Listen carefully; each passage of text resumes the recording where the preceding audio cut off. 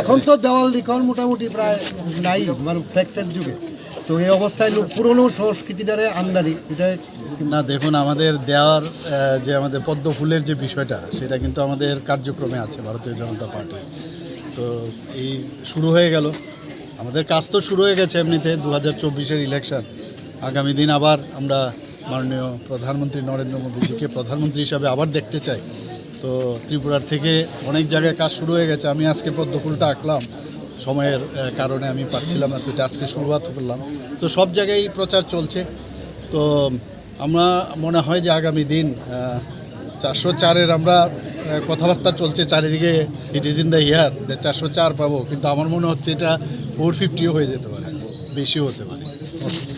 এখন তো দেওয়াল লিখন মোটামুটি প্রায় নাই, মানে ফ্লেক্সের যুগে। তো এই অবস্থায় পুরনো সংস্কৃতিটারে আমদানি এটা না, দেখুন, আমাদের দেওয়ার